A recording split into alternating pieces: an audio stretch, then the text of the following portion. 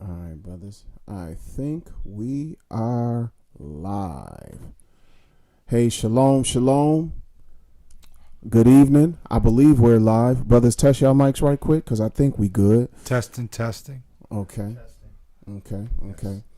So, brothers and sisters, Most High bless you all. I thank any of you who might be on with us right now. It is Tuesday. It is 10 p.m. on the East Coast, 7 p.m. on the West Coast. And I know that it's not always an easy thing to get these things done. So with that being said, I'm just hoping and praying that you all will be with us and that you will participate. This is our first time going live in this format. I am Brother Zadok. For those of you who are used to this channel, Most High bless y'all. Thank y'all for being here right now. I have also with me today my brothers, my fellow co-laborers in this thing, my brother Timothy and my brother Judah. We are members of the Knesset of Jesus, also known as the Knesset Yeshua, and we are also founding members of the Nazarene Messianic Party, which is a religio-political platform that we use to discuss everything possible. So with that being said, today I think we're going to deal with a topic that is of interest to a lot of people and is definitely, in my opinion, something of great importance to talk about, especially in the so-called Hebrew Israelite community. And it seems that these days that there is a rise and an uptick in this particular topic. And I personally know some people who find themselves dealing with this. And I know those who stand opposite of that. So tonight we're just going to go ahead and try to have a real candid discussion, ask some questions, and as you come in, as you listen, if you have some questions, you actually see the chat board here. You could come onto the chat board and you could talk with us. So all you got to do is start to type in, and Most High willing, we'll see it and we'll get into it with you as well. We'll try our best to answer your questions, and may the Most High guide us. So, brothers, good evening. Shalom. Good evening. So, I think that we know what we're here for, and prayerfully, Most High willing, we'll do a decent job of getting right to the point. So, Brother Judah, polygyny. We've been hearing a lot more about it lately. We've dealt with it personally as members of this congregation, having to set forth a direction and standards. And when you have an organization, a real organization like we do, we have bylaws, and we have a culture among us, and something that we came to a conclusion a long time ago. This is 15 years ago or more, was that polygamy was, we agreed at that time that polygamy was something that we wouldn't deal with.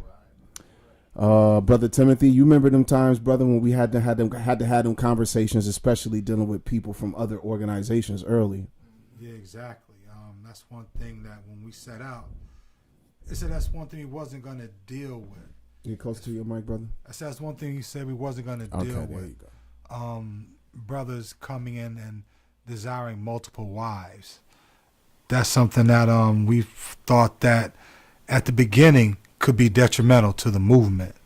So that's one thing we never really endorsed. Right. No, we didn't. Yeah, it's a few things. Like I said, we might want to do this thing in series because you do have a lot of people now, as we say, romanticize the scriptures, and they see things in the Bible, but when you read the scripture, I've come to learn you have things in the scripture that what do you say, it prescribes, and then you have things in the scriptures which describes. So in this environment of the Hebrews, or even before the Hebrews, because Moses gives that record in the beginning, you have in the regular society the Bible describing situations and regulations, right? Hey, turn your mic, Brother Judah, this way. Okay. But then you have Yeah, there you go. beyond descriptions, it gives you, or beyond the descriptions and regulations, it gives you prescriptions, things that it advises you to do. And I think that polygamy is one of those things on the table where, like, we ask people, you have within the book of the law, a man, he find a maid in the field, he could lay with her, Right. just pay the father 50 shekels of silver. Right.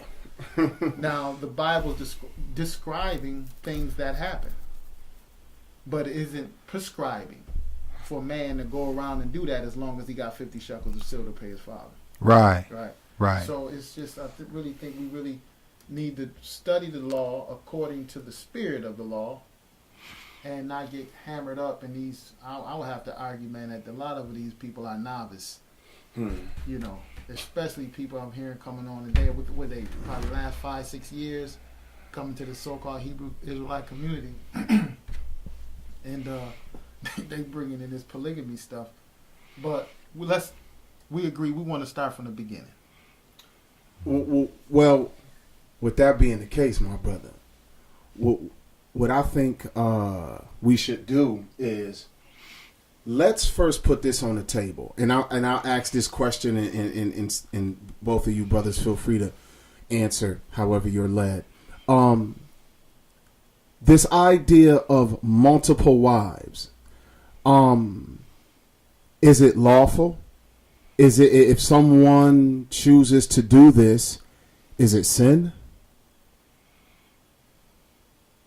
That's the question you're putting down on the table, right? Yeah, Right. yeah, I'm putting that on the table. We just gonna come out. Is it sin? Yeah, we just gonna come right out with Yeah. like that. Well, I'll put it this way: the Most High allowed it, just like He allowed if a man sleep with a maid and entice her in the field, Right.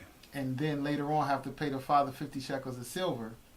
Is that sin? As long as he got that 50 shekels, or as long as he could pay the dowry, he's straight. You understand what we're saying? You understand what we're going? So, so therefore, that teaches us off the bat that when you're looking at the scriptures, it's not all the time cut and dry like that. Okay? So he did allow it. So if a man have more than one wife, he gave them the regulation. Okay? And then the other one was, you was asking, is it a sin? But like Paul said, all things, things could be lawful, but everything is not expedient. Right. Right. And right. what was the other question you asked on top of it? No, it was them too. It was, Is it lawful, and is it a sin? Okay. So, yeah, we will find in the law that he allowed you, but again, we argue that, is it described with regulations, or is it prescribed? Hey, shalom, brother Derek Yasharal, joining us this evening. We got about 2-3 people that showed up. That's what's up. Shalom, shalom. Shalom to you. Thanks for tuning in this evening. Yeah. So what was you saying, Brother Judah?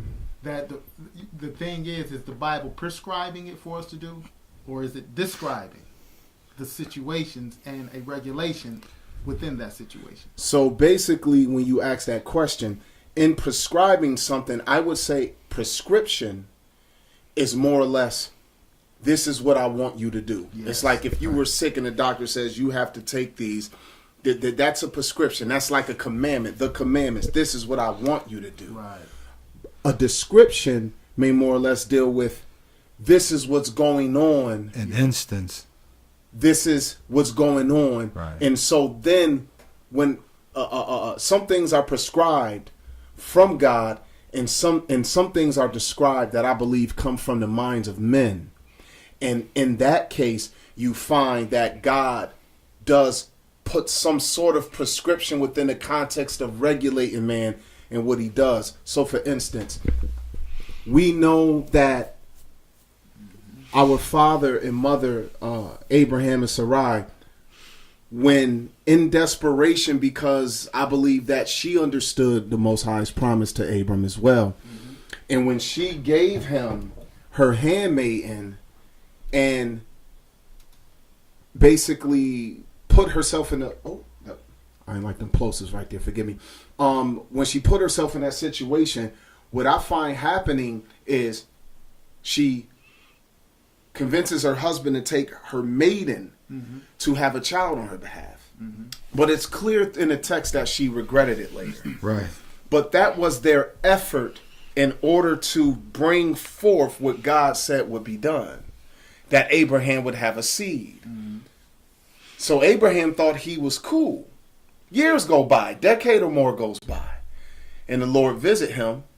This is when the situation happens with God going to take out Sodom and Gomorrah. That's right. Genesis 18, I believe. And this is when the Lord tells them that they're going to have a child together. And what did Abraham say? Oh Lord, that Ishmael might live before thee. He said, nah, you and Sarah going to have a child. And Sarah heard it in the tent and she laughed. And the Lord said, why'd you laugh? And she tried to act like she didn't. But he's like, no, according to the time of life, this time next year, you're going to have a child. He said, oh, that Ishmael might live before thee. And the Most High said that basically he would bless Ishmael, meaning, I'll take care of your son. But my promise, the thing that I desire, is going to happen through this mechanism. So Isaac is the prescription. Right. Ishmael is the descriptive in that particular context. That was Abraham and Sarah's decision. Right. It was a whole bunch of turmoil that happened in that context too, once that woman got pregnant. Do that. No, God didn't tell him to do that. Right. So it's not that God just, because God loved him, he blessed him and he had mercy on what he did, but yet that was not what God prescribed. Right. No. And so I believe in that same context, God is prescribing what? Virginity and chastity in the men and women of Israel until the consummation of marriage, as you brought up. But Exodus does tell us, I think it's around Exodus 21 or so, it says, hey, if a man seduce a young woman and they lay down willingly together and fornicated, that's right. Now you got to hurry up and make her your wife. Right. But we're not, who's willing to say what God is prescribing is fornication? Exactly. Right. Exactly. But if you did this, he's describing the situation. I'm going to have some mercy on you in this manner. Right. And I believe that polygyny, when you found it rear its head, had a regulation put on it in that same kind of latitude, if you will. Yes. The same idea with a king. When we talked about that, where he described the situation in which Israel might want to be like the other nations. Right. Then he put regulations on it if you do choose to have a king. And then, they decided later on to lean towards a monarchy. Right. But that's never what he wanted. So, it makes me think about, because I hear that all the time, is this a sin or whatever? Well, you ask Samuel, because Samuel was a man a judge who understood the legislation in Israel. Right. And so if he knew that it was written in the law, what did he get so mad for? You understand what I'm saying? Right. Samuel got upset. And then the Lord, the Yahweh spoke by the prophet and let him know I gave you a king in my anger and took him away in my hot displeasure. So we got to look into the scriptures a little bit more thoroughly, I believe, and not just run off like a lot of people doing today. They read a little bit, they don't go no further, and next thing you know, they get themselves in some things and they're not thoroughly searching what the Bible's saying, I don't believe. What you think, Brother Timothy? Honestly, I mean, to be totally honest, I think what's going on, especially in the Hebrew communities right now, and I got to be totally blunt, I think it's a thing of convenience and straight seduction right now.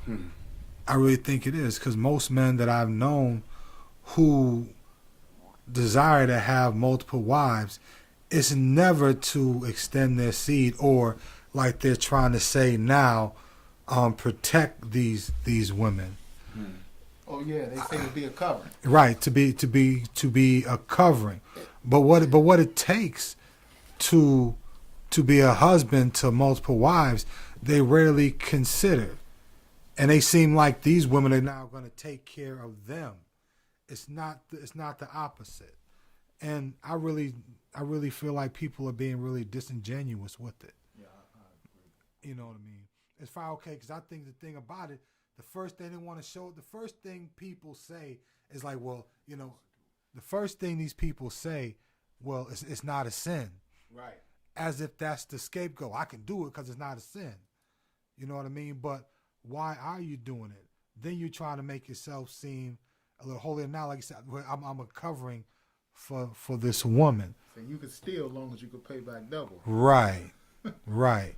Yeah. You know what I mean? And it's a thing that I think what Brother Judah says that is something that if you truly are concerned about it, you would definitely do the homework in Scripture and read about it. I mean, what Abraham went through, what Jacob went through. Even when the father gave wife to his son, or he wanted to marry her and said, listen, if you have multiplied these wives, whatever, her duty, her raiment shall not diminish. Right. All these things. So so if you choose to go down this path, this is what you have to do.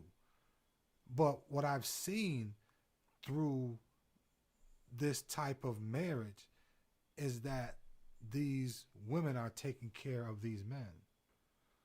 And I think it's always been from what I can only say from what I've seen, it's always been more of a physical desire than something that's coming out of piety or a sense of community.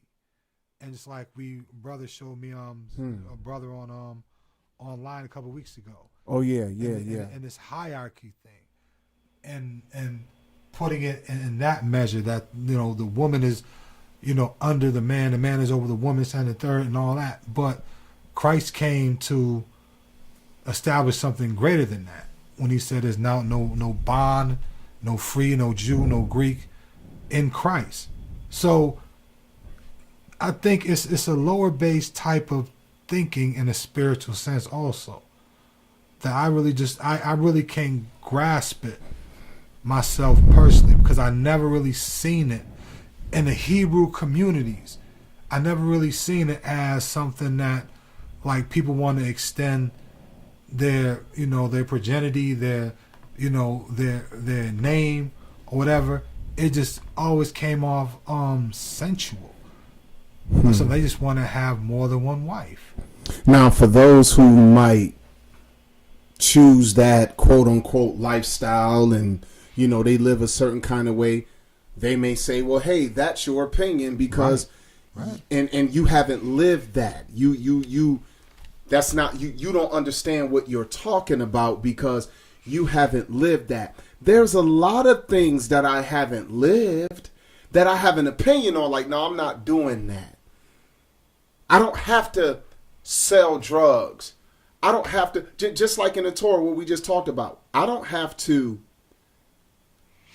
lay with a woman and now I believe I'm doing some righteousness by harrying up and making her my wife. Now I go to her father and her father upset about this and he not feeling this and the father can refuse. Now when the father in Israel refused and you still had to pay the dowry of a virgin, if the father wants to give her to another man eventually, the father has to let that man know up front. She's not a maid. That's right. She's not, she's not a alba. She's not an untouched woman. But if you love her and this, that, and the third, I'll let her be your wife. Just because you can, the Most High had a mercy to say, well, haste to make her your wife. He didn't describe in depth, except out inside the context of if the father refused. Right. That's letting you know that situation can cause disdain in a family. Her brothers might want to whoop your head. You don't know what, because you've defiled their sister. So I don't have to go. I don't have to do that, nor do my sons have to do that in order to understand, even though if that happens, the Most High have mercy on us, that's not something we're going to do.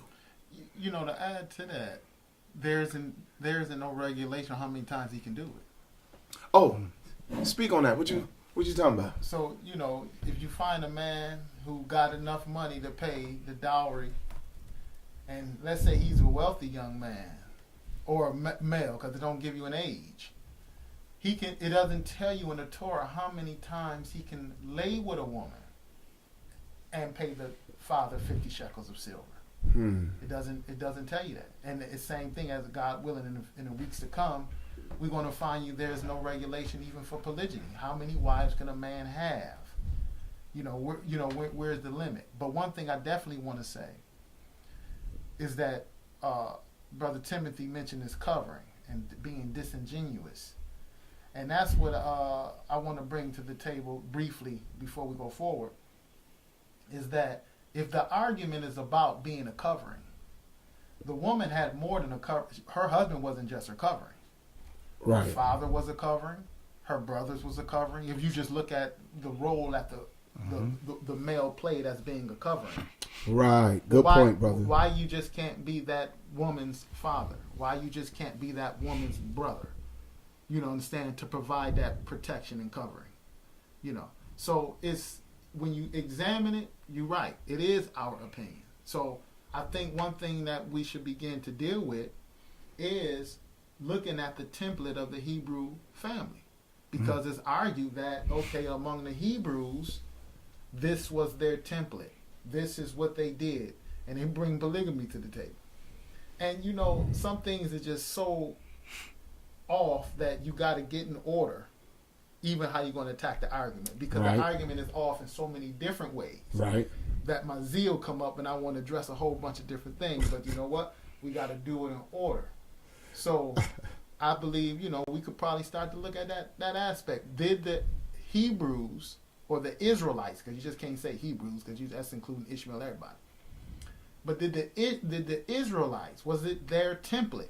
And before we go further, brothers, if you have found something different, I put let us see some information to show us that this was the norm in the Israelite community of ancient Israel. Okay? And also, you tell me, when we do study the scriptures, I haven't found nobody in the Bible who had practiced polygyny and were poor. Just as history have shown, it is an institution of the rich. And I have found in history, which we'll probably read a little bit today, is that the polygyny isn't a Israelite template. Right. That's definitely something I wanted to put out there. It is the template of the heathen. That's actually, when I mean heathens, the nations. Right. Because so therefore we can take this out. How far you want to go back? You want to go back pre-flood? What we gonna go back to? All right. So I got a couple of documents here from real Israelites, first century kind of Israelite, the Essenes. I got a little bit here with them, and I got an encyclopedia documentation here. I don't know what you got, just to bring a few things to the table to talk about. They want to talk about it, right? They say they know a little bit about it. Right. They know a little bit about it. They know a little bit about it. They know a little bit about it. Let's see if they know what to do with it. So you saying this thing was, polygyny was somewhat based on the economics of the future husband. It was for the rich. They couldn't be poor. You couldn't be poor and do this. And you see that in the Torah. Well, Jacob wasn't poor.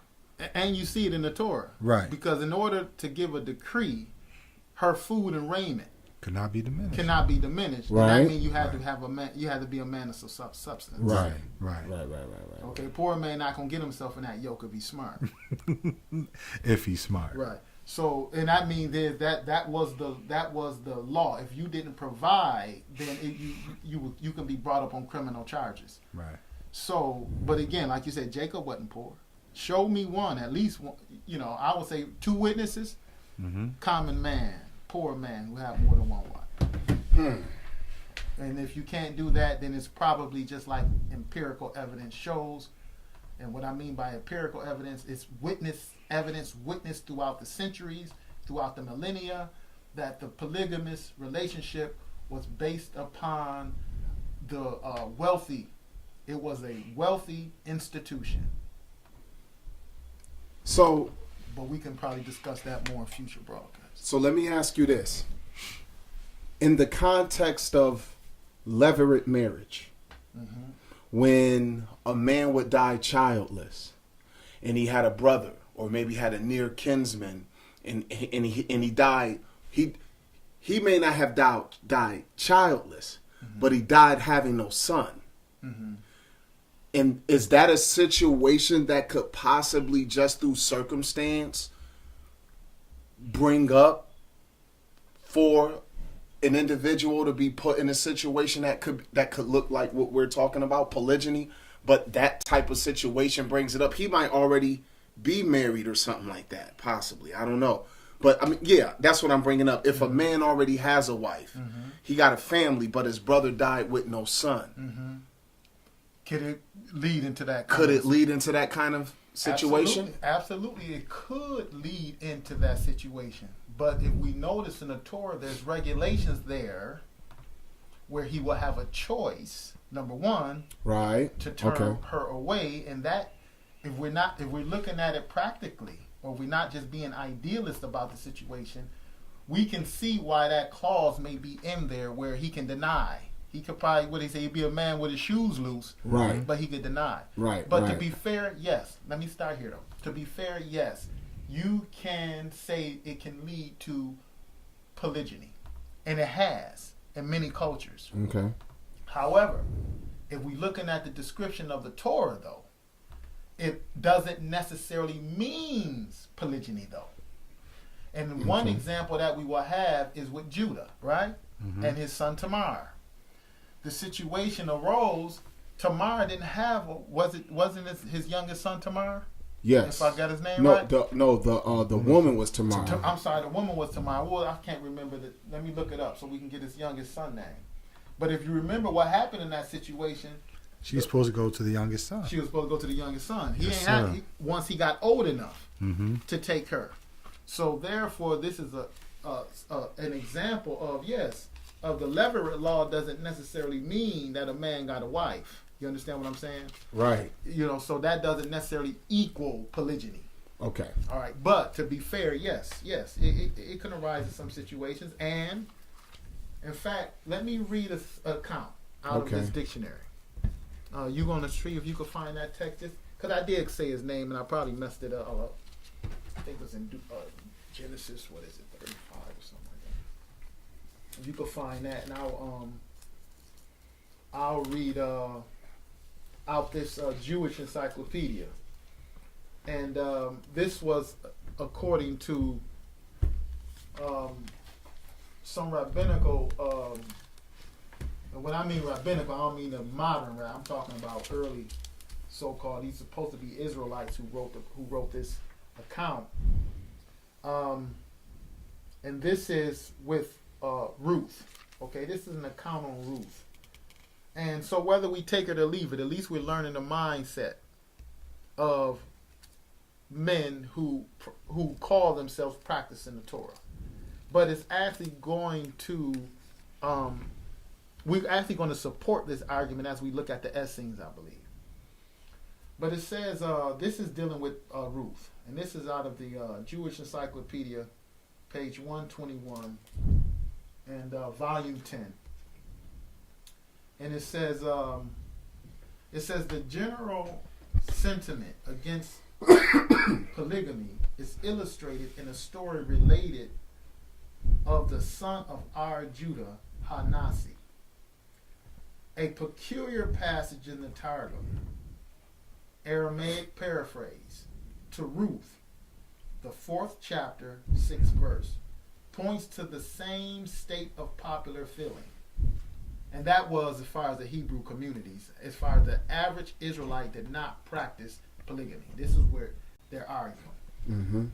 So it says, the kinsman of Elimelech, being requested by Boaz to marry Ruth, said, I cannot redeem, for I have a wife and have no right to take another in addition to her, lest she be a disturbance in my house and destroy my peace. Being thou hast no wife. So he was asking Boaz, the next of kin to fulfill the Levirate law, and we see the same thing, if record is true, with Judah, his son, because Boaz didn't have a wife according to this record. Right. So, and even the word itself, second wife, is derived with what was that Hebrew word that means abuse and antagonism? Actually, I believe it means For her to be second. for just second wife. The name of second. Oh, the wife. phrase you talking about the Yes. phrase for second wife Yes. carried that connotation with it? Yes. In fact, wait a minute. I actually probably quoted it wrong, but bear with me a little bit. You say what you got to say, and I'll see if I get that right definition. Now, the reason why I don't have an issue with the point that you're making is because I myself have found the exact same thing, where you have the idea that somehow on the regular, half the population or something, the males in Israel, were just running around doing what they were doing. And the reason why I find an issue with that, I find it to be similar to the Bill of Divorce. See, some things were allowed because of the hardness of the hearts of man. That's male and female. But what was interesting was he said, I can't take her. Right. Right? He said something along them lines again. Read what he said to Boaz again, Brother Judah. Yeah, he said, he told, according to this argument, it says, he said, quote, I cannot redeem, for I have a wife and have no right to take another in addition to her, lest she be a disturbance in my house. And I found that definition. If you want me to read it. Okay, yeah. He said, I have no right. In the 11th century, for the Jews in Europe, their main bishop, they outlawed polygamy among them. Yeah. Now, when you went into some of the Israelites who were like in Arabia and Yemen and places like that, they didn't adopt that to themselves. They would let a man choose. It was still not the common, right, but they left it open. But amongst the Israelites who found themselves among the Europeans, they outlawed it. And one of the chief reasons, if you go and read in history, why their rabbi at the time, I believe his name was Rabbi Gershom or something like that, or German or something like that, it was because of the women not being treated fairly, and the rivalry that they saw pop up in families. And it wasn't just between woman and woman. Siblings become an issue. I'll give you an example. David did what he wasn't supposed to do and had more wives than he should have. Right. When his evil fell out, the things that are wrong in your house will blow up. Like, God can cover. I think we can underestimate that. If you make decisions as man, and it's not fully expedient, that the hedge of the Lord can be about you so that these things don't destroy you. I think we can underestimate that. David had these children with different women. Once he did his evil, and now God is allowing a curse to be on his house, Amnon, David's son, rapes his sister, but they didn't have the same mother. Right. Absalom and I forget the young lady's name. Absalom and the daughter of David had the same mother. Amnon was born from another one of David's wives. Right. So just that situation there, where even if they had been consensual with one another, that still would have been an incest according to Torah, according to Leviticus 19. That's right. But just see how the separation of the children having different mothers, now it emboldens the boy and is evil to rape her. And about a year or so later, at a family dinner, Absalom just can't take it no more. He get up and killed a man right at the dinner table, and now he on the run. And David probably didn't know what was going on. Now he got to find out, this is what happened. Amnon raped this, that, and third. But it lets you know it was his half-sister. meaning that they had different mothers. I think that we can underestimate what really has happened in societies, not just Israel. See, Israel supposed to lead the nations. That's what they claim. And what has happened is Israel has tried to, it's almost to me, Brother Judah, like, and Brother Tim, it's almost like the way that we hear the Comedics try to claim like everything was plagiarized from them. Like they made up everything. Like everything was made up in Egypt somehow, right? Morals and standards, right? In the same light, it seems that you have some who feel like this was some kind of sacred thing, this polygyny idea amongst Israel. Mm-hmm. And if you somehow think it's something that shouldn't be done because it's not expedient, somehow you're in a Greco-Roman mindset. You're not in the Hebraic thought. Man, get that crap out of here. That was common amongst all ancient Near Eastern societies and the Orient. Mm-hmm. The idea of polygyny, and it always happened among the kings and the elite priests of the various those that nations. were prominent. That's right. That's what I found. But no, go ahead, Brother Judy. You said you got that? Yeah, for the record, because I come out here, I should have had it all together. So Genesis 35? 38. Because he had his boy right? Mm-hmm. And then was killed, and then he had another son, Onan. Correct? Mm-hmm. Yeah. And then he was to save his, what was his youngest son name now? Shelah. Okay. What verse you got? Where you see, verse 11 and 38, is it? Then said Judah to Tamar, his daughter-in-law, remain a widow at thy father's house till Shelah, my son, be grown. Right. Mm. So we see how the Levirate law works. You don't necessarily have to have a wife already, and we see the same thing in the writing here, which they're given a written record, whether they say it's oral tradition or not, of Elimelech, who had a wife and told Boaz to take Ruth because he don't have a wife, right? Right. Mm-hmm. But I want to read that definition too.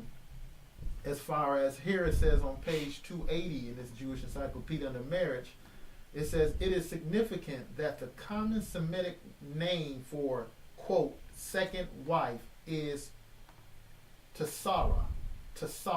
Oh, Sarah.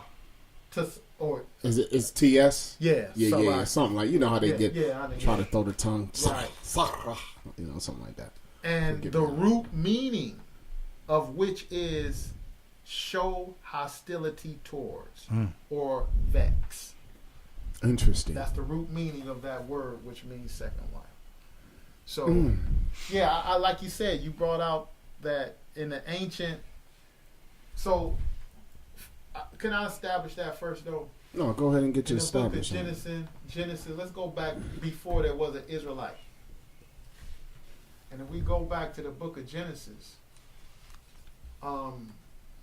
we find here that in chapter 4, the first record of polygyny is found in Genesis chapter 4, and it is among the descendants of Cain. Okay. Now, what's interesting about Cain, again, because it's still lining up with this elitist institution. And you say, well, brother, where you get that from? Well, I get it from Josephus. When Josephus described Cain, how his name itself means possessor. Right. And Josephus give the record of Cain augmenting riches and stuff, and accumulating wealth to himself. Right. Well, this is his son. So I'm arguing that his son was a part of this new establishment happening in the earth with Cain. He's the first one known to build a city, and then one of his descendants here is Tubal-Cain.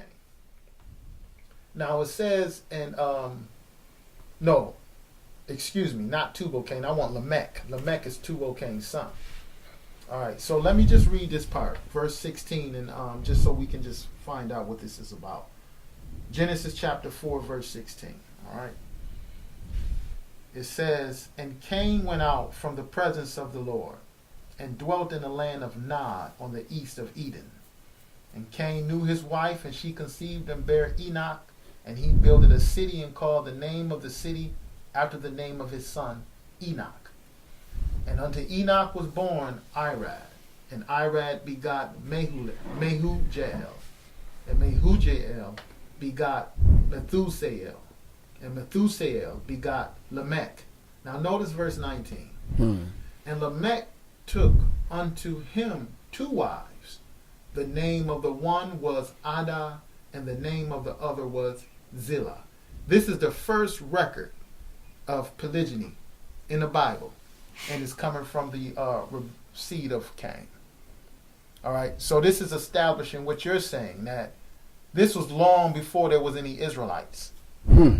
Okay, but let me know if you got something, because to complement this, I mentioned the Essenes, right? Yeah. So you want to look at the Essenes real quick? Yeah, let's look at the Essenes real quick. Now the Essenes was Israelite. Yeah. Everybody know Essenes was Israelite.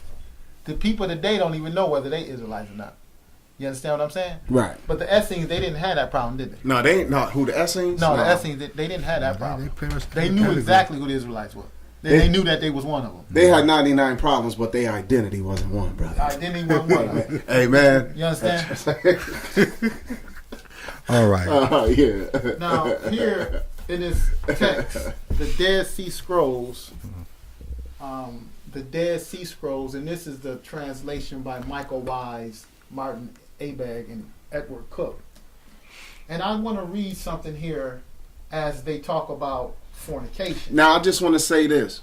Go ahead. For anybody who like to bring up the Qumran caves, in the Enoch copy that was found in the scrolls, and the almost fully intact copy of Isaiah, and they found some of the community manifesto, if you will, how the community was put together. Yes.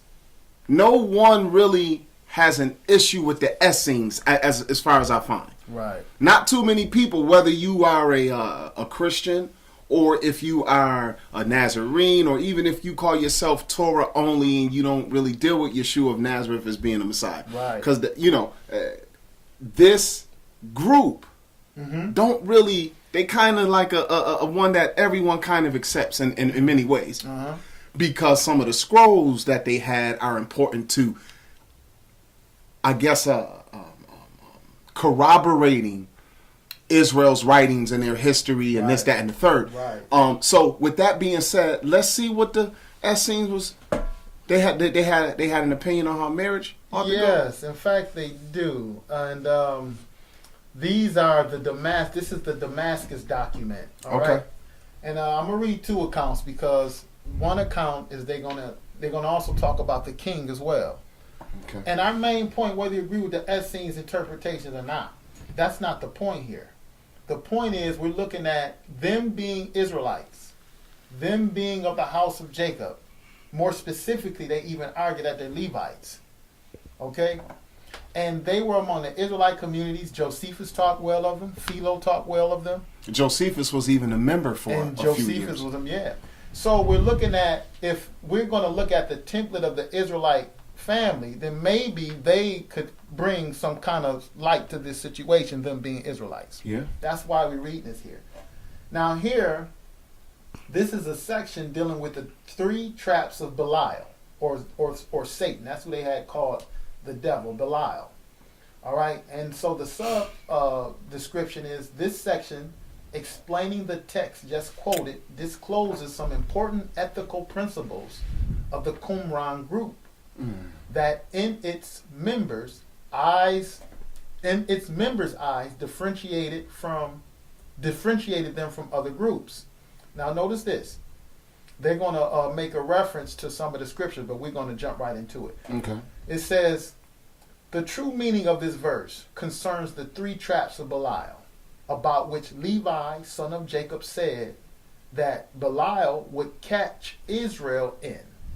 So he directed them towards 3 kinds of righteousness. All right. But we're not going to look at the 3 kinds of righteousness today. We're going to look at the 3 traps. Right. So the first is fornication. The second is wealth. And the third is defiling the sanctuary. Who escapes from one is caught in the next, and whoever escapes from that is caught in the other. Now, the shoddy wall builders who went after Precept. Precept is a raver, of whom it says they shall surely rave. And they're dealing with Micah 2 and 6. Then it continues. They are caught in two traps. Fornication. Notice this. One of the traps is fornication. And what is fornication according to the Essenes? By taking two wives in their lifetimes. Although the principle of creation is male and female, he created them. This is the Essenes. So they're arguing right off the bat that the template for Israel is found in Genesis 1 and 27. So just for the record, let's say you, as a so-called Israelite, watching this right now, you feel like, nah, right? That's your right. That's your right. But what you can't say now, from now on, from this moment forward, what you can't claim is that polygyny itself is the Hebrew marriage or family template. Right. Because that famous community, Israelite community, not just like a church group, known to have thousands of Hebrews who were a part of this very ascetic, very strict, Torah observant community. That's right. Was like, nah. While you might find it among our people, this. It may describe it among our people. Right. This here. But it's not prescribed. And so, there is no one today, I'm going to argue, that will be closer to the principles of what the society had to offer than us. See, many people are first of all romanticizing what it is to be in a captivity. Hold on, let me finish this real quick. And let me just so you can finish. Go ahead.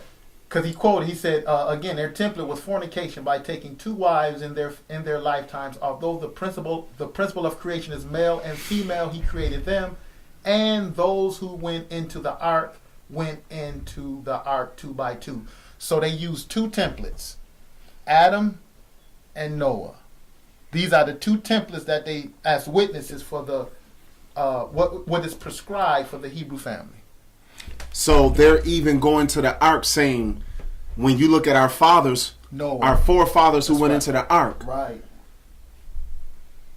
we have four mothers as well. That's right. That's it. Each man had his mate. 2 by 2. So, in that context, I think that that's more proof that whether you agree with it or not, Right. you can't claim that this is just what the Israelites did. All we can say at the most is that it's clear you had those who did choose to live that life. But what I would like to do, if we could, I would like to go to Genesis. Let's go to the Bible. I think the thing about it, though, what was so profound about what the Essenes said, he said a lot of people use the writing of the Essenes. They said a lot of people use the writing of the Essenes because they really respect it. And it's really not debated much. But the thing that he said, that this is one of the traps That's what they said. that Israel fell into time and time again. Like, this was something that was going to get them off track. And this is something that, and by how you read it, how it was expressed, was like, this is something that the Essenes have seen. Yes, sir. These are one of these three traps we always see our people fall into. And this is one of the things they always, either fornication, or was wealth or wealth, and defiling the sanctuary. And this thing, this multiple wives, was considered a part of fornication. Yep. And said this is one of the traps that we see them fall into. Yes, sir. I think that's kind of profound. That's interesting. You know what? Let's look at this here, because I think the point that I was trying to make earlier was the fact that we romanticize everything to the point that we take away from what our mothers and fathers had. What historical, when you hear someone say this is the Hebrew marriage model, What proof do you have besides being able to point to some people did it? What do you have to show that this was just common practice among our people? Right. You just go out in the community, men just around everywhere with wives. Even a soldier like Uriah the Hittite, what was the thing that Nathan came to David and said? This man had his one sheep. That's right. And you had another man who had a large flock and had many sheep. And he went and took that poor man's sheep and took his life. And David said, who did such a thing? And we know the rest. But the soldier who fought the battles, he just had his one wife. That's right. David, being the king, had multiple wives. And we see that in time, just it even got worse in the next generation because his son even went overboard. Like, where does it stop? Where's the regulated number? In some Israelite societies, they would say, if you choose to have more than one wife, you can't have more than 4 Right. at one time. That's just an arbitrary number. Mm-hmm. Why can't a man have 7? You know, guys will run to the book of Isaiah. You know, they'll try to run to Isaiah and be like, yeah, see here in that day, 7 women shall cleave unto one man, this, that, and the third. So these arbitrary numbers, what is it? 4, 7? But the reason why the sages through time tried to regulate it and try to get a stranglehold on it more was because of the abuse. Man, look.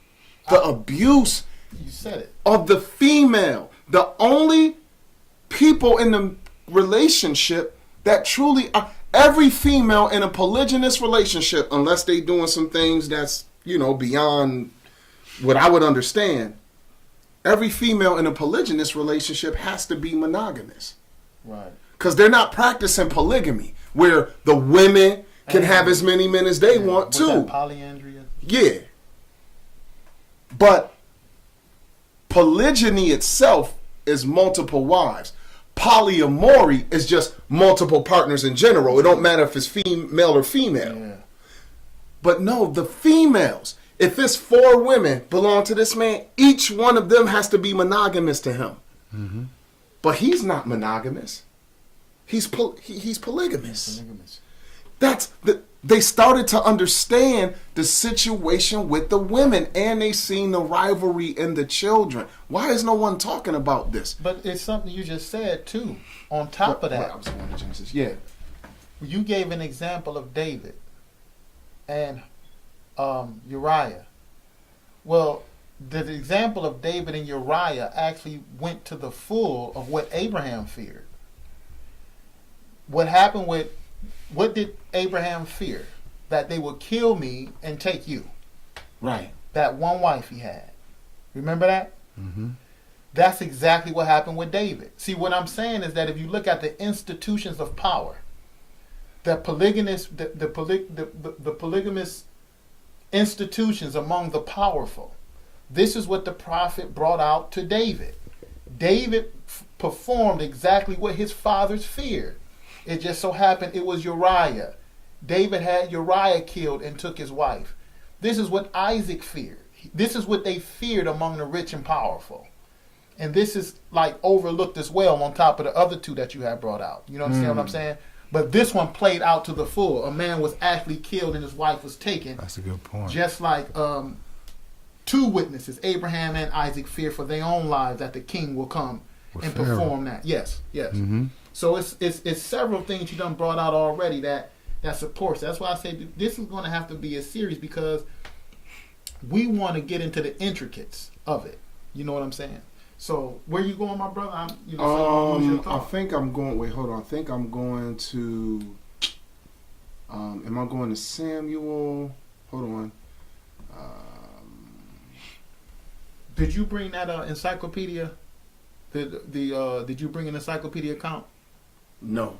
While you looking for that, I can read another one that you probably can build on. Yeah. Go ahead, Brother Judah. This is to make the point. What we're saying is that we see among the Essenes that they're arguing that the Torah is teaching us from Adam and Noah that it is a monogamous relationship. But then we find in the Torah that the one who introduced polygamy, or when Moses first introduced polygamy to his readers, was through the seed of Cain. It didn't even come from Seth. You understand what I'm saying? Right. It actually came through Cain, not even the righteous seed. But then this is proven something else, is that polygamy is something that was practiced among the Gentiles or the nations. And this is what I want to read here on page 120 of the Jewish Encyclopedia. It reads, polygamy seems to have been a well-established institution dating from the most ancient times and extending to comparatively modern days. The law indeed regulated, so he's already letting us know that the polygamy institutions went way beyond Israel, all right, ancient times.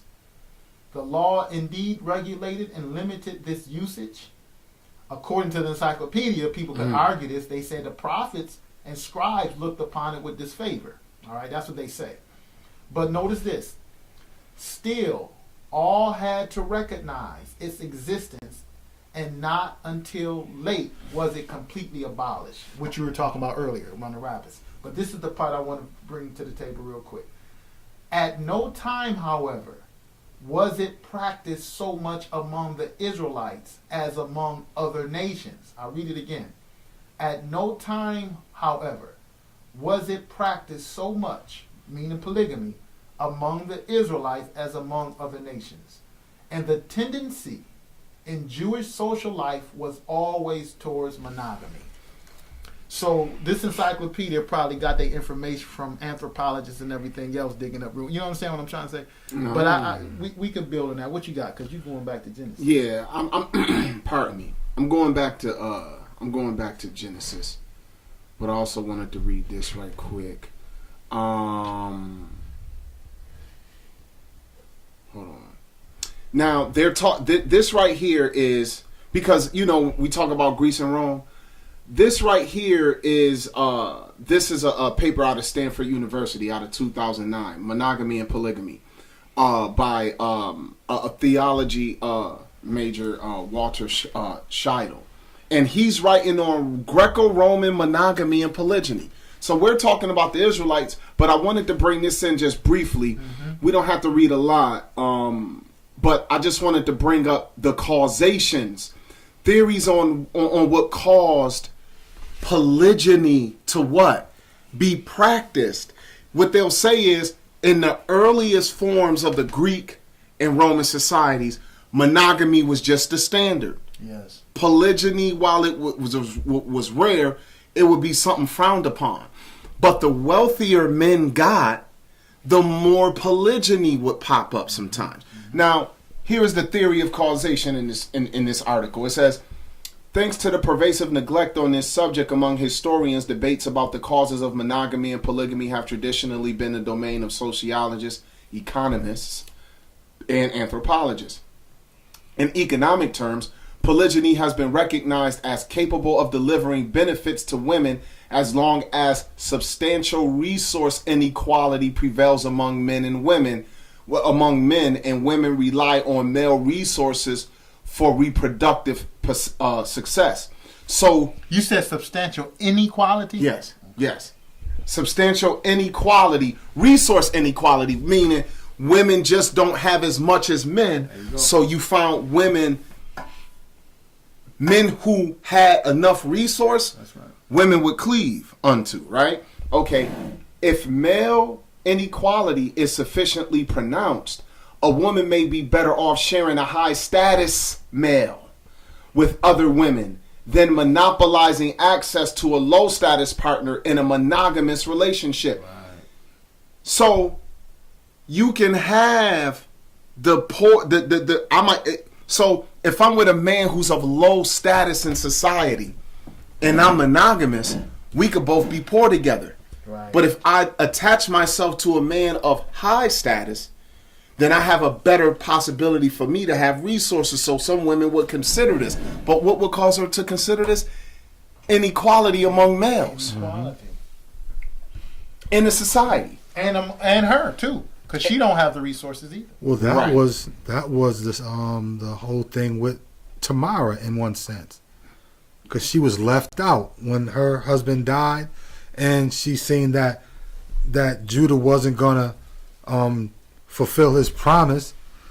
Tamar, you have to look at it. Tamar felt like she was in a tight situation when she went out there and put the garment on and went forth. Right. That was because how we're dealing with, like, it goes back to equality. How was a single woman dealt with in that manner in those times? For her to be attached to a family, it would have been more substantial for her. She was looking for security. That's right. You know? I want to read a little bit more. It says, in this scenario, polygyny tends to reinforce male inequality.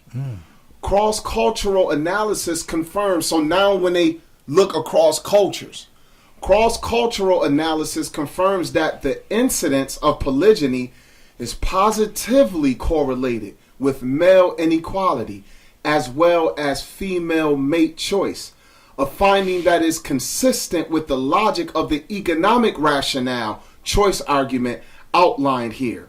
In a further refinement of this model, it has been observed that resource inequality determined by non-labor income favors polygyny.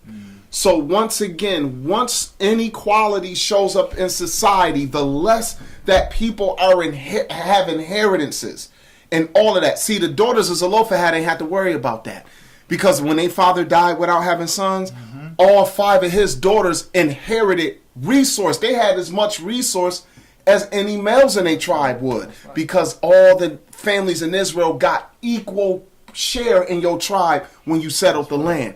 But as soon as inequality starts to creep in, and now what creates inequality? The taking of the ability to produce food, clothing, and shelter from individuals. I think the Most High says it in Isaiah 5. He says it through the mouth of the prophet. Woe unto them who buy field after field and house after house until they alone are placed in control in the midst of the land. That's right. God hates that. So at the end of the day, the more that happens in society, and now I'm a man looking for a job instead of a man just maintaining the inheritance of my fathers, you know what that starts to do? Now, a woman can be comfortable with a man as long as he got an inheritance. But if he don't have an inheritance and all he can do is work a job, now she's looking for resource. That's right. And the men who control more resource find themselves being able to have multiple women now. That's right. Even if it's going to be trouble for the women are looking for what? Survival. And one thing you'll hear people talk about in polygynous situations is the idea of being economically stable. But you got to kind of start to peel that onion back and find out what are you talking about? That's right. How do you get this wealth? Explain it. That's right. So I just wanted to read that, because now what was this about? Greece. This was about monogamy and polygyny in Greece and Rome. That's right. I wanted to read that to show that just as monogamy was what the Greeks and the Romans originally coveted, inequality, as their societies grew and inequality grew, That's right. polygyny grew That's right. among the high status in society. That's right. So it's not an Israelite marriage model. No, sir. It's an inequality in society, and the less resources people have, you'll find those who are willing to consider that construct more. But if society, the more equality you find, the less you'll find polygyny. That's what I'm starting to understand more. And that ties that. If you look at what Josephus was arguing, that ties right back into Cain's seed, Lamech. Right. Because that's what Josephus argues, that Cain and his household was bringing into the world. Inequality, augmenting wealth, robbery, and plunder. That's what they was bringing into the world. But yeah, if I could find this to complement what you're saying, because it's another document to confirm what you're saying, and I just wanted to read it, but if I don't find it, I'll just quote it right now. This is out of, you can find this online, The Puzzles of Monogamous Marriage.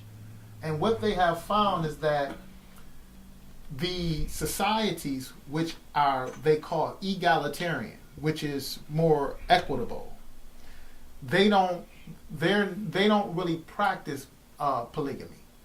And they said one of the incentives of polygamy is gone in a egalitarian society, and that is the incentive for a woman to even want to join unto another man, because wealth is equally distributed. And as long as the wealth is equally distributed, there's really any incentive for that woman looking for security to try to find another man, because they're taken care of. And this is, you will actually find this in the this is again Puzzles of Monogamous Marriage, Philosophical Translations of the Royal Society. You can find this article online. I want to read something here. I want to go to Genesis 29 right quick. I want to go to Genesis 29 and take a look at this here, because this is the first model. Because you read Lamech, Cain's descendant, with his two wives, and individuals are frowned upon that, So let's go into quote unquote Israel. You know what? I found it. You want me to read it before you read it? What you got? What you complimenting? Okay, go ahead. It says the theory of evidence. So they're going off empirical evidence. And so they're saying in relatively egalitarian societies, including most foragers, the social implications of polygynous marriages are minor.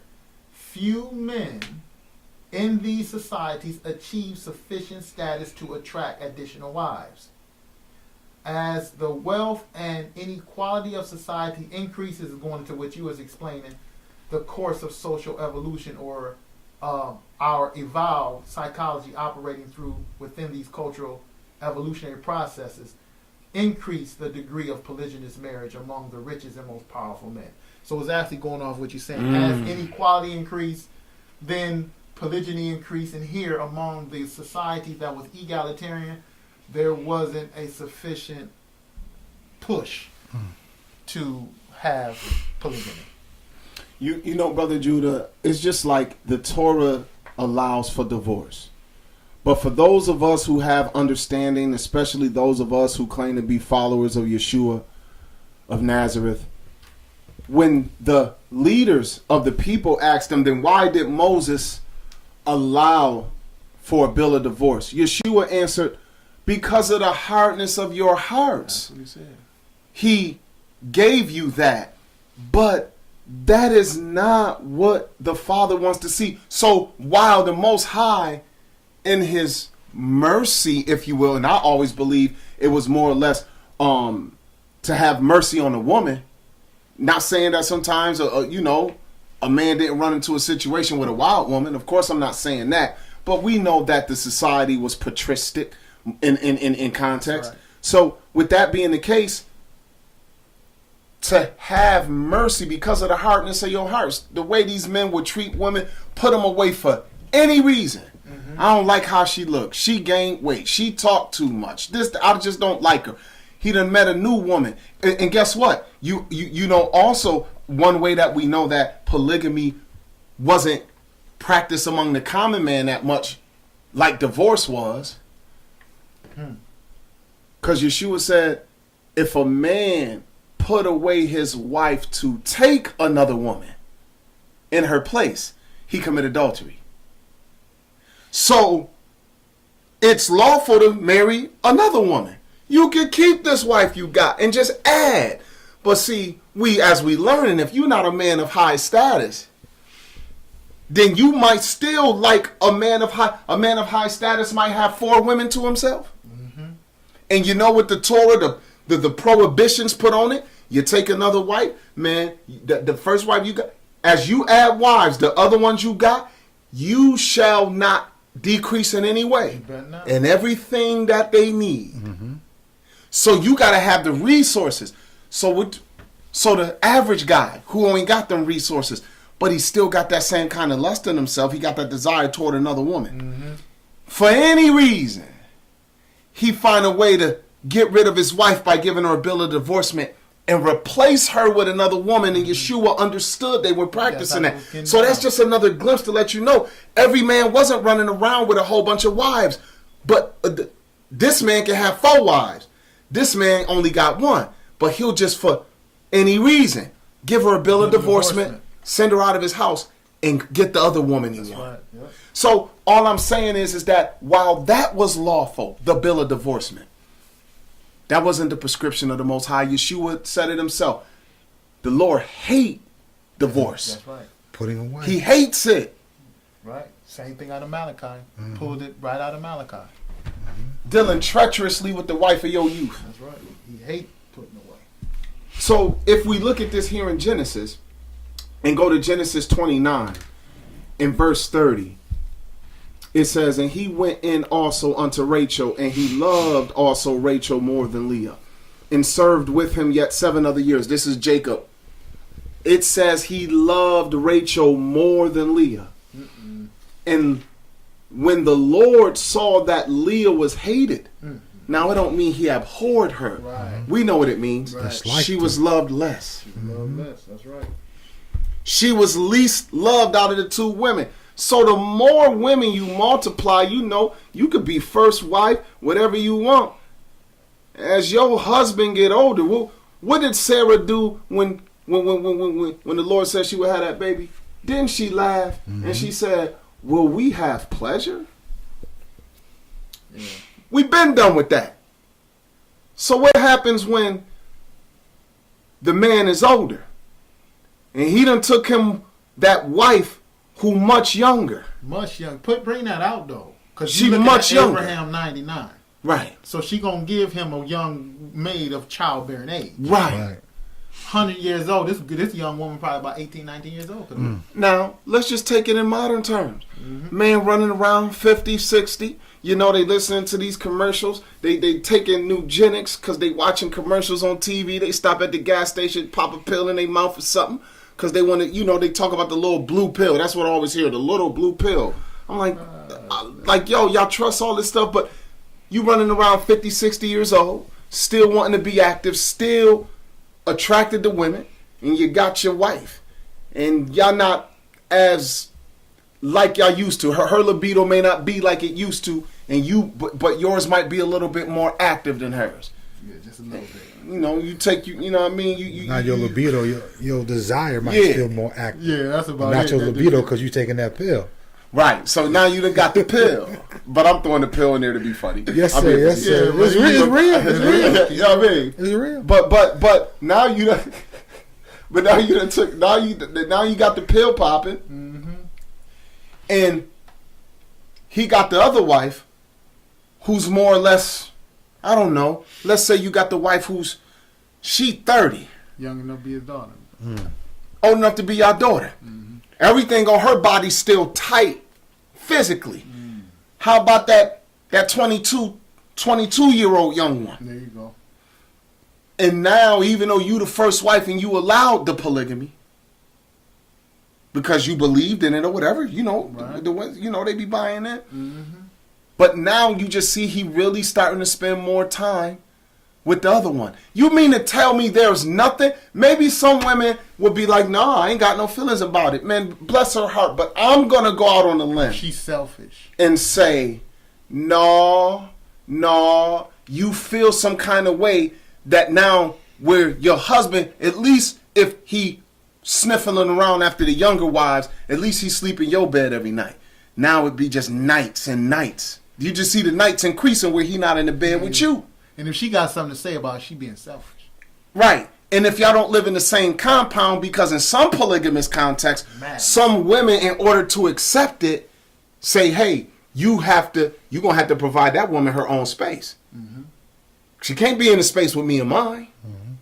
So now you got to provide her own space. So now you taking two, 3 places, all of this, that, and third. Look, the thing happens, man. You got 2 girls here who are sisters in the biblical narrative. So when people say, well, our father Jacob had more than one wife, well, let's look at the little bit we get of their situation. He have more feelings for one than the other. And when God sees, God chooses to try to bring balance to the scenario by when you start to bear children, the one who you love less is the one who I'm going to make you go to her trough more. Because you're going to know. Jacob noticed who was getting pregnant.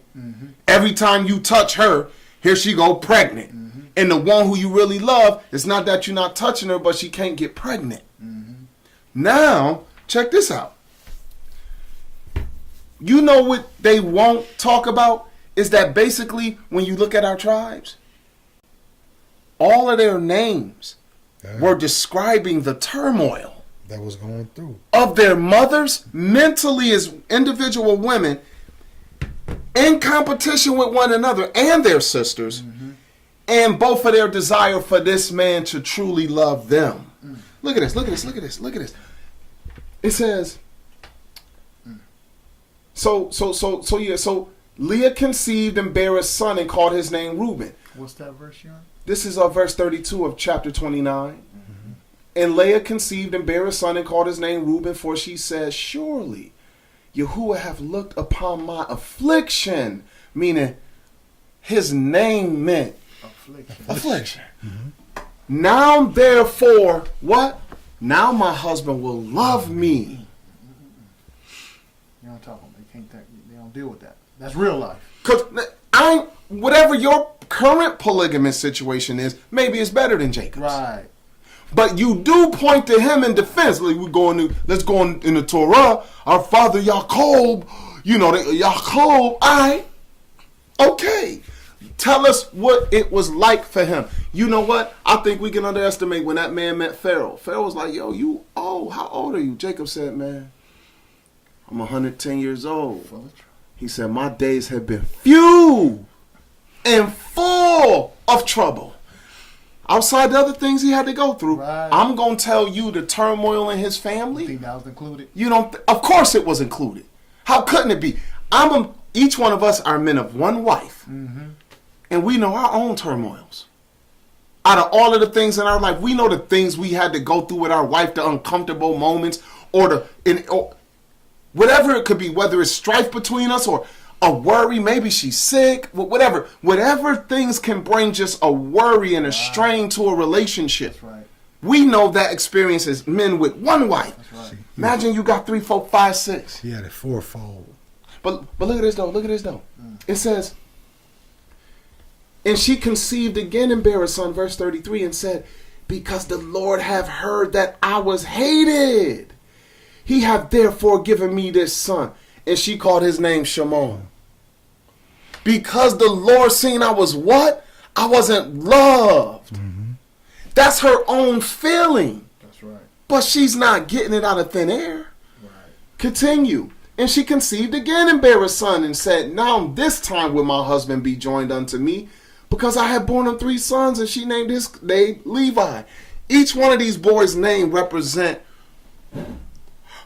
what she's going through in her marriage as a woman who is in a polygynous situation. It says, and she conceived again and bare a son. No, I'm sorry. Yeah. Now will I praise the Lord. Therefore, she called his name Judah and left bearing. So Judah means praise. Now go to this. Chapter 30, verse 1. And when Rachel saw that she bare Jacob no children, Rachel envied her sister. That's natural. It's a natural thing. Just like when Hagar got pregnant, her pregnancy, carrying this man baby and seeing her master ain't, man, look. Okay. And it says, and she said to Jacob, give me children or else I die. Look, man. See, we don't understand when he being approached. I know the word is approached, but he was being approached. See, we just reading it as a sentence, not her turmoil. I'm going to say it probably was a really dramatic, antagonizing, probably even irritable situation for our father Jacob. That's right. It says, and Jacob anger was kindled against Rachel.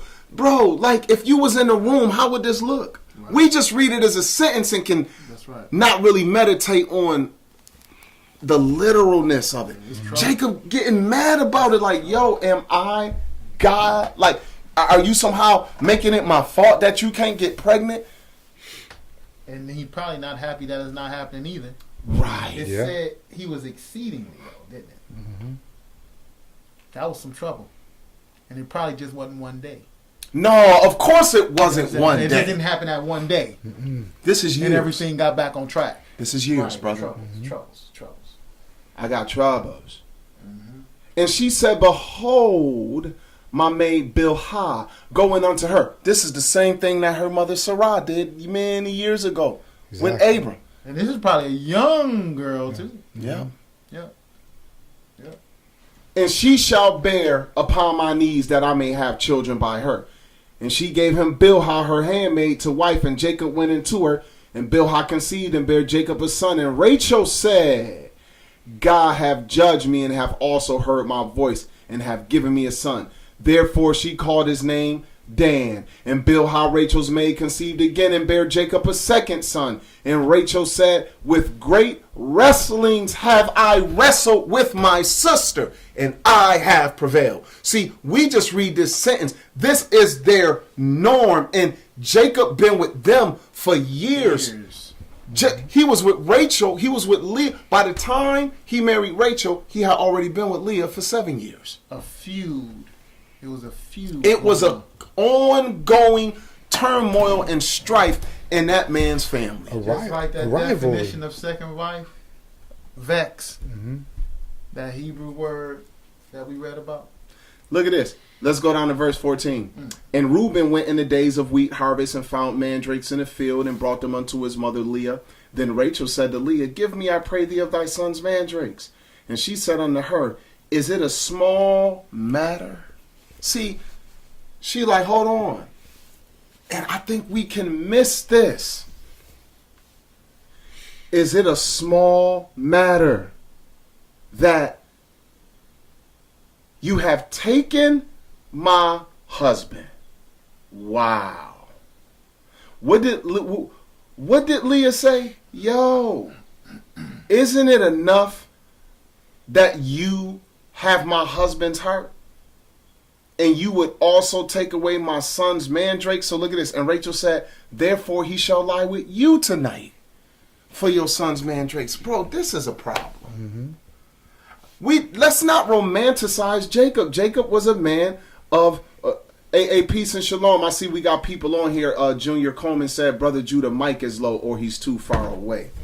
He probably was a little backed up. It's all good. So with that being the case, and forgive us, I haven't paid too much attention to the chat board, but I see we got a lot of people out here. FM Stokes, welcome, and shalom. Vinny Davis, peace, bro. Shaul Yisrael, Junior Coleman, being here this evening. Shabbat shalom to you guys. And when I say Shabbat shalom, I'm actually talking about the high Shabbat of Yom Kippur, atonement for those of you who are observing this evening, just as we are. All praise to the Most High for another opportunity. Benjamin Dixon, welcome. Sheep Work, welcome. I believe that's my brother Aaron Johnson. Humble thyself. Shalom and welcome. Jerry Sanders. Yehunathan the Nazarene. What up, bro? I ain't seen that name in a minute. What's going on with you, Jonathan? Yeah. We got Top Flight Mixed Martial Arts in the building. Shalom. Hey, what's going on? Shalom, shalom. So, yeah. So, at the end of the day, I don't have to continue reading it. I do want to read one more account, though. I want to go over to the book of Samuel. Just want to go to Samuel right quick. I think the problem is when people talk about polygamy and they bring Jacob up, that's the problem. Only thing they think about is Jacob. But Rachel, Leah, Kids. Bill, and the kids, they don't take that into account. They seem like they're quick to justify themselves having multiple wives, say, well, Jacob did it. But now if you go through it and you look at what Jacob went through, if you look at what Jacob went through. Yeah, he good. He's good. Yeah. Right there. 1, 2. You see that register? I'm peeking. Yeah, we don't have to see what's up with you, bro. I'm peeking. If they really consider what these women, these children went through, I think, and honestly do that, then they have to reconsider their whole stance on it. And I think it's just like, I don't really think that these brothers really doing their due diligence. And I know these sisters not doing their due diligence because they just laying down for this thing for a sense of security. But what we're seeing right here, the exploitive background of it, the economic background of it, all these things have to be brought to light. That's right. With this conversation. That's right. You know what I mean? The manipulation, all these things. Because like he said, when he said in essence, that really hit me like a ton of bricks when he's like, listen, these are the things that Israel went to. We found that trapped them off. And this was one of them. And we don't want to make that same mistake today.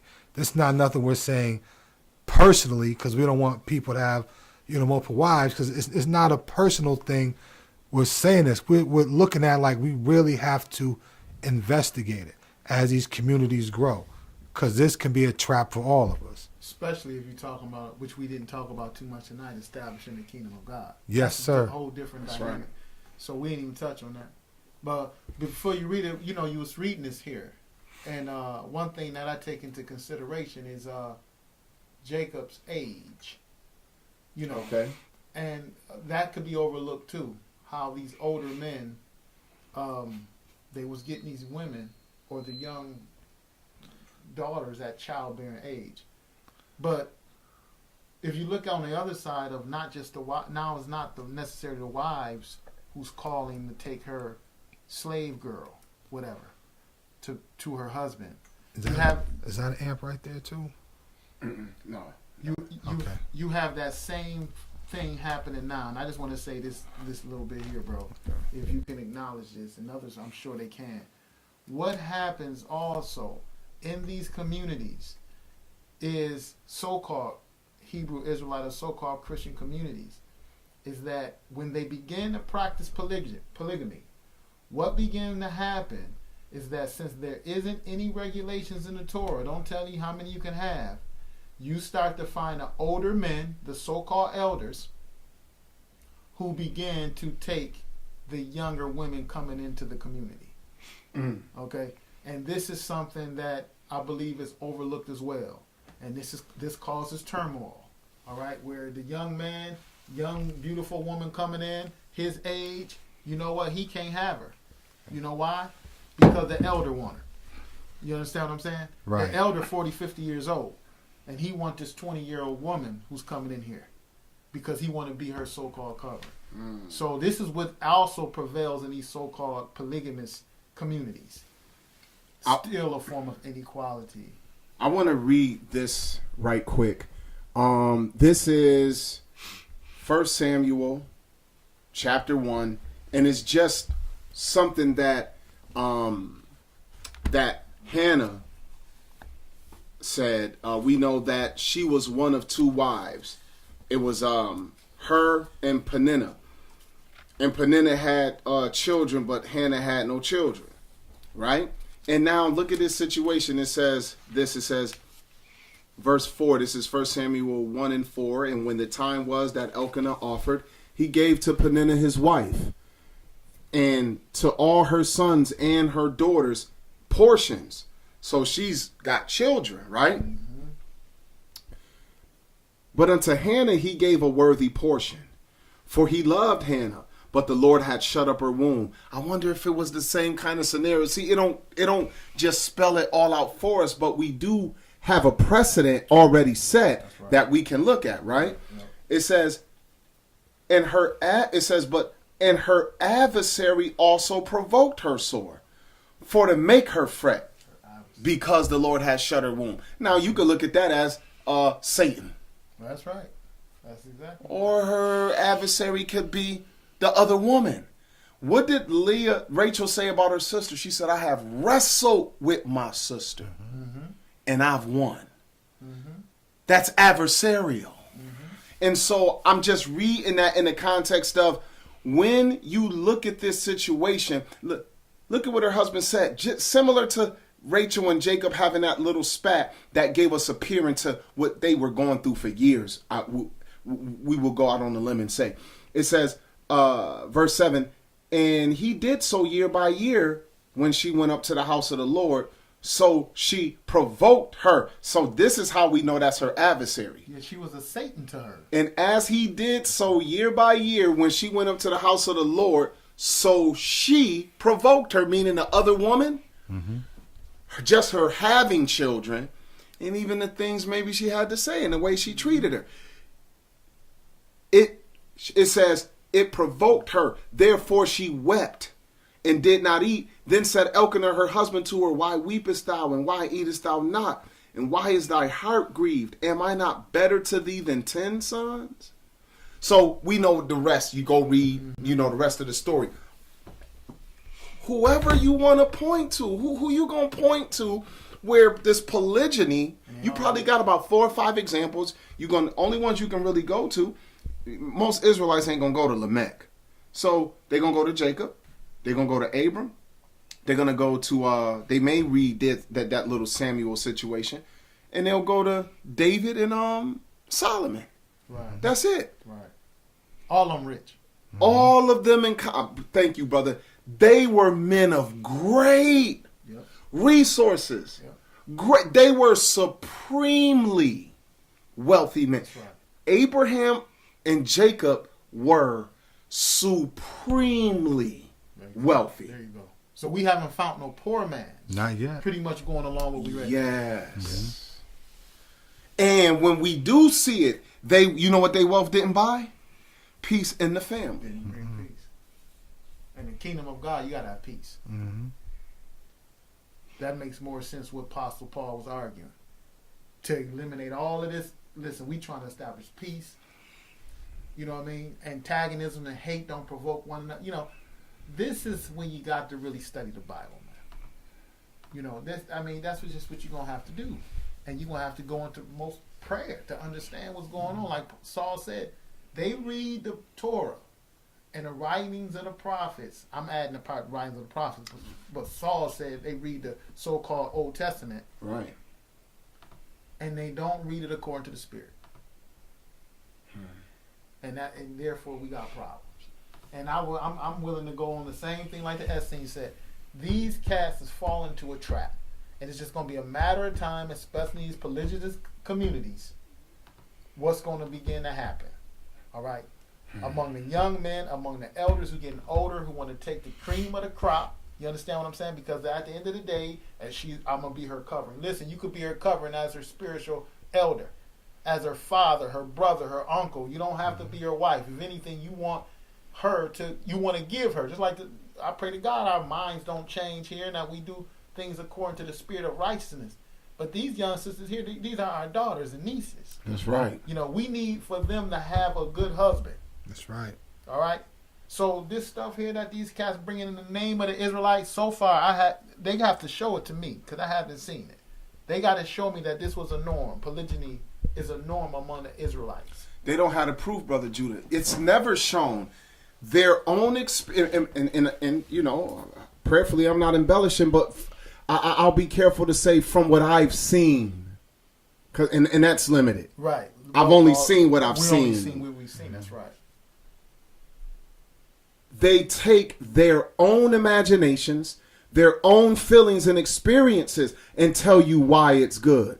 And it's one thing for you to try to convince me on why it's a good thing, if at least not for anybody, for you and your wives.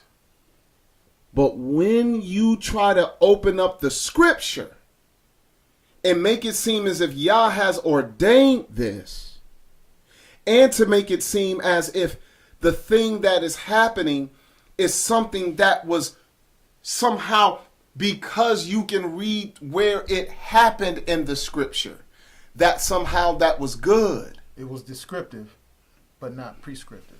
Man, like you said, I think you said right in the very first few minutes, something might be lawful for me to do, but it's not expedient, because if you want to be technical, a man can. So I ask these polygamous guys and sisters, if you really believe that your lifestyle choice, and this is the thing, I am, and I believe I can speak for you too, brothers. We're not up here condemning anyone. Right. No, sir. We haven't condemned anyone yet, because we would condemn Jacob, or we would condemn, but we're seeing the outcomes. And we see that it is, for us on the average, This is not expedient for the people. And we also see that it comes when there is inequality and a need to survive. And maybe some people are feeling, maybe I don't know everyone's experience. Maybe some people are in some real bad scenarios. So I'm not trying to condemn anyone. Right. But I will say this. If you're going to point to that and you're going to use scripture and you're going to say it's lawful, I will say to you, you're going to have to really be on the lookout for when maybe one of your sons or daughters run out here and fornicate outside the confine of marriage. You a polygamist, you got 3-4 daughters in the house from these wives and a few sons. And a couple of them girls get defiled by some boy you ain't approved of and you ain't even met, and you find out on the back end. Are you going to go Torah style and just be like, well, all he got to do is try to hurry and make her his wife, but I can refuse? Will you be pleased because technically that statute makes it lawful? Legal. There's a legal precedent on how to remedy this situation. Right. But the thing about it, in that sense, even in that sense, okay, the joker lays with them, but just like with Dinah and Shechem, what did Dinah's brother say? This man defiled our daughter. And the thing about it, if you look up the definition of defiled in that text, it says concretely criminal. What he did was criminal. And another thing, if they're trying to say, because due to the situation in the times we live in, we're doing this marriage and everything, multiple wives for security reasons. Well, I can make the same justification about what the apostles did in Acts. When things got time and rough, what did they do? They laid all their money at the apostles' feet and spread it and divided it between the people, and none lacked. Now, when times got hard, they didn't say we need to marry. No, they said we need to be egalitarian. Egalitarian. You know what I mean? It wasn't like in a sense, well, listen, you need to start taking on wives and everything, because, no. They said, what you got? This what I got. Put it in the pot. And we all going to share, and we all going to survive. And you just might find a wife or a husband here. But it was never a thing where they entertained that. And you can look at that same time, you got these doctors floating around, but you still have the Essex. That's right. And what Essex said, this is going to be problematic, and this is going to be a trap. But like I said, we need to make this a series and dive in and get technical. Forget, opinions about it. Let's just start just bringing facts to the table. And we invite anybody who's out there listening, or watching, to bring the facts to the table. We're never saying that we know it all, we got it all. We just plead the case and ask for those who listen or watch to bring forth information also. That's all we ask. I did ask one gentleman a question about it, and some individuals that he had been listening to on this topic, and he did tell me one thing that they were putting on the table was the idea that this isn't for everybody. Oh, then it can't be the model. Right. Maybe it's the model for some. And know this, if I meet a man or a woman and they're in a polygynous type scenario, I won't treat them different than I treat another person, because I can't say you're walking around in sin. What I'm saying is the trouble and the turmoil is not expedient, and I'm not convinced that any woman in a polygamous situation with one man, and it's her and a few other women, those women will have the issues. And I don't think they're no better than Rachel, her sister Leah. I don't think they're no better than Hagar and Sarah. I don't think they're no better than Hannah and Peninnah. They're women of the flesh. And every woman has wanted a man to love them, to take care of them, and to be loyal to them, and to desire them, and to not leave them by the wayside. And for those who may take it on, I'm going to say more than likely they won't be 100% honest about all of their troubles and turmoils that they may have outside of, because people will, it's working. Okay, maybe, but Right. which I've been through. But even if they say, because again, the polygamous argument or the polygamous institution is very similar to the institutions of slavery. And so even though within the institutions of slavery, you had good masters. Good point. And Good you point. had slaves who wouldn't want to do anything other than remain in their master's house. So even if it comes, just the institution itself, though, is corrupt, though. You understand what I'm saying? But yet and still the Bible said, let's acknowledge if a man have a servant. But he's not necessarily endorsing the institutions of slavery or the institutions of servitude. Because they're not looking into what drew that man to have to sell his or employ his child to work 7 years. That's the parts that they don't look at. What caused the rise of polygyny, which you read earlier? Yeah. So if you're looking at the institutions themselves, they are descriptive. But again, I'm arguing as well is that just because you may have some that will say, yes, I agree, it's working. And you may have 10 women and they all, say it's good. Well, that's still not proof of to okay the institution, because you can have slaves that will do the same thing. Right. They can be, the human mind can conform. Because once you say, well, if you don't accept it, you're selfish. You're not, you can do that reverse psychology business, and you can get a person. That's the how a human being can respond, where they will totally transform and accept it as it is, and they will also support it or those institutions, just like a slave would support the institution of slavery. That's right, Junior Comey. You cannot find it where Yah ordained polygamy, and that's the Brother Judah is using the terms, if you've paid attention, which I know you have, prescriptive and descriptive. While you find things being described and being regulated, these are the choices of men. But what's prescribed, the things that, what God prescribed? He prescribed a man and a woman to become one. That's what he prescribed. Man has made his own decision to create this construct of having multiple wives unto himself. And now, what's funny is this is what's out of control. To me,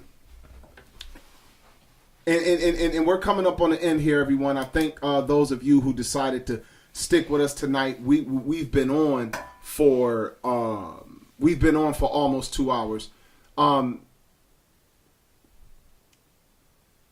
You have in the Torah these laws about incest and things of that nature. And in that same Leviticus 19 in particular, in that same text is where you find it first mentioned that a man shall not lay with a man as he does a woman, right? Right. And I remember having some conversations with some individuals of that persuasion. And I said, well, let's look in God's word, and taking them into Leviticus 19, just showing them these things. Do you know, as we were reading about incest and bestiality came up and sleeping with another man's wife, even a homosexual will frown upon those things? That's right. A homosexual will frown upon bestiality. That's right. Will frown upon, let's say, molestation of a child. That's right. Will frown upon a man supposed to be in a relationship with his woman and he cheating on her or she's sleeping around. Frown upon that. Incest, brother and sister sleeping together, all of this, or your parents and children touching each other. A homosexual will frown upon that until it get down to the thing that's dealing with them. Talking about them. If you're truly for polygyny or polygamy, then when you look in other cultures where women can have more than one husband, a woman can have multiple husbands, you would be hypocritical in a way of frowning upon it because of how unnatural it would seem to you, even though on the opposite end, as a male, you have multiple women. I believe that you would be hypocritical to frown upon it, because in that society, for some reason, I'm pretty sure, just like we have found out about the inequality and the things that bring that about, you may look and you may think it's different because it's from female toward the male, but And at the Most High, they say didn't ordain it. right. Well, and if the Most High didn't ordain it, I don't have an issue with that. I'm gonna agree with them. Mm-hmm. And He didn't ordain your lifestyle either. He just tolerating it. Yeah. It's not ordained. So if you're gonna do it, that's on you. We won't condemn you, but when you come out and try to preach it as something more of us should get into, somehow we're under some threat to where that's the answer. We need to go ahead and do that. I'm going to say that's when you'll start to get the pushback from me. Yeah, I will have to even argue even before then, myself, because I'm arguing that the kingdom of God is a kingdom of justice and equity.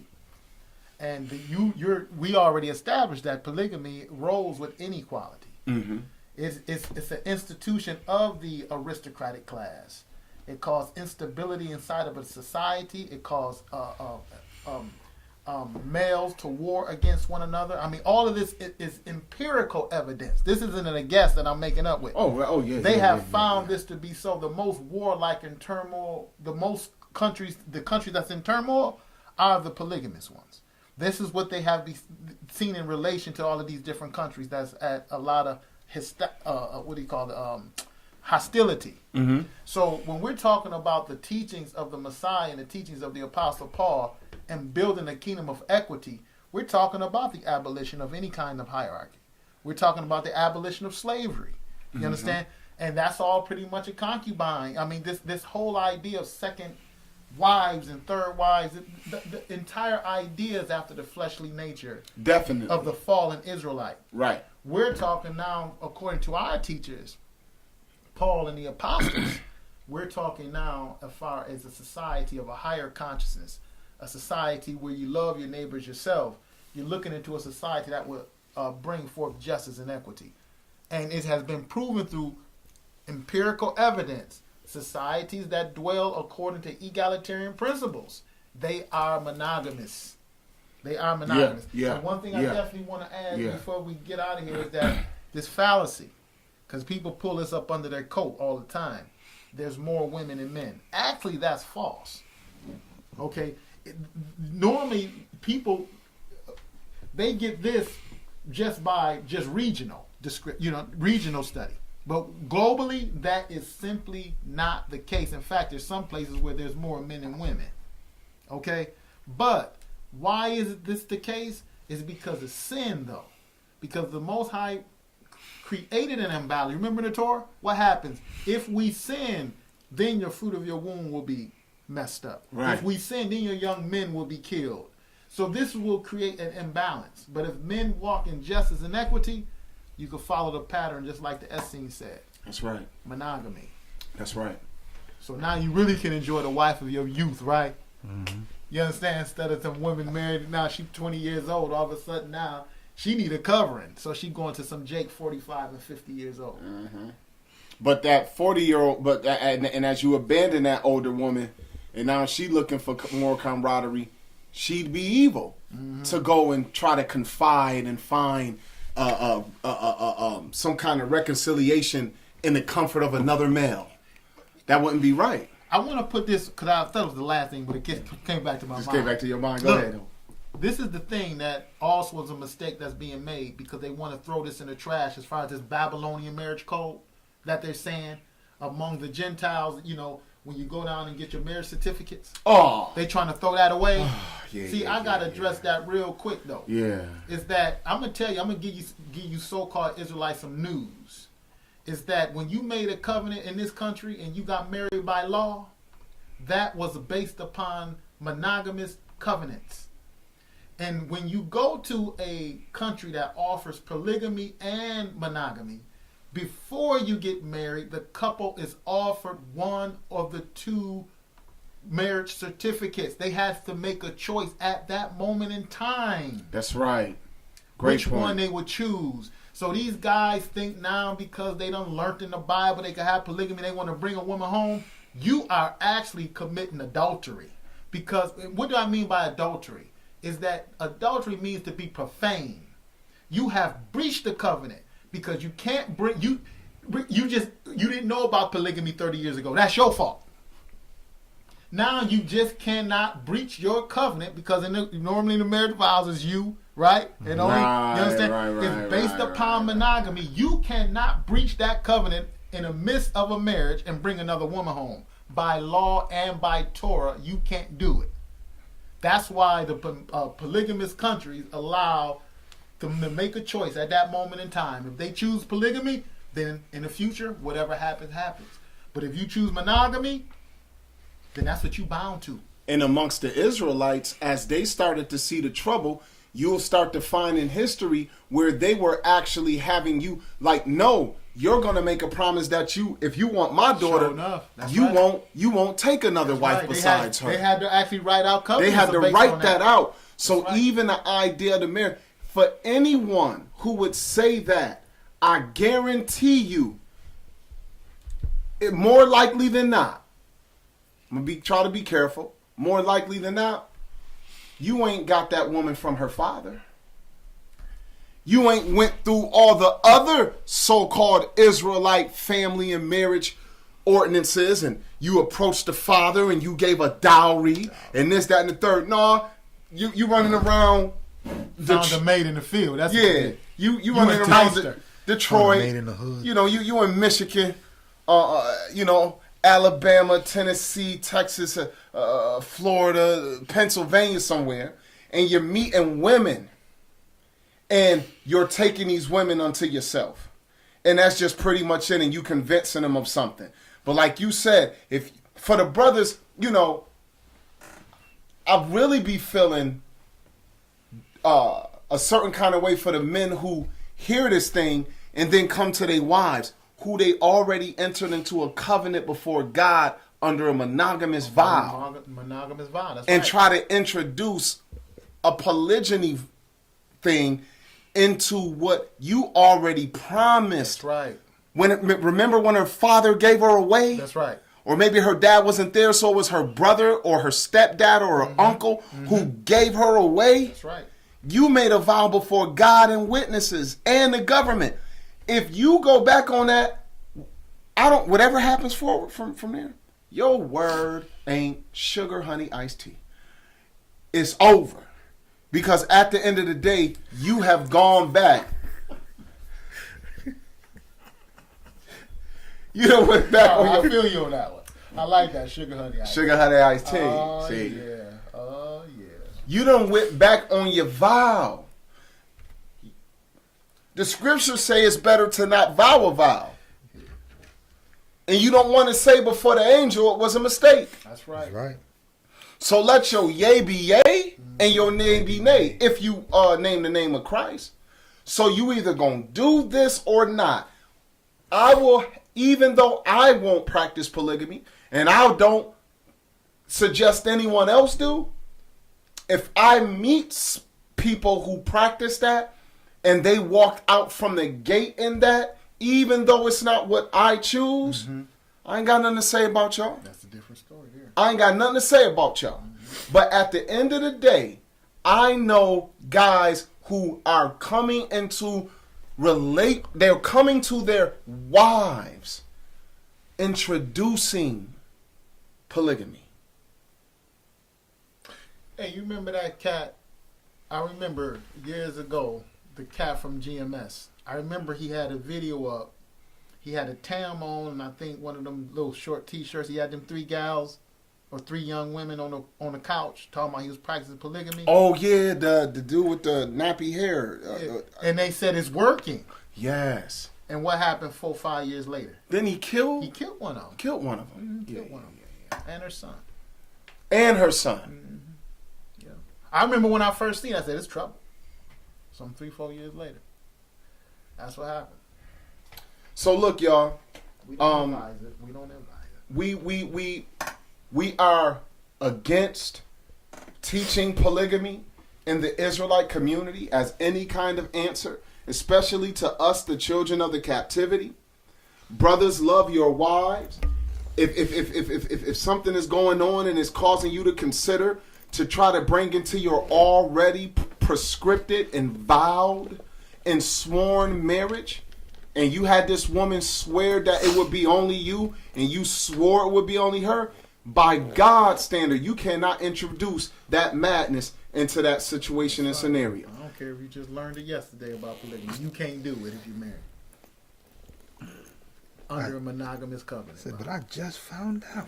Then you just found out and you missed out. There you go. Because you just found out or you done missed out.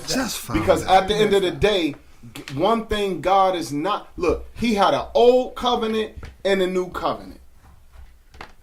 And I'm going to tell you, sisters who are listening, when men bring this to you, you be very, very circumspect.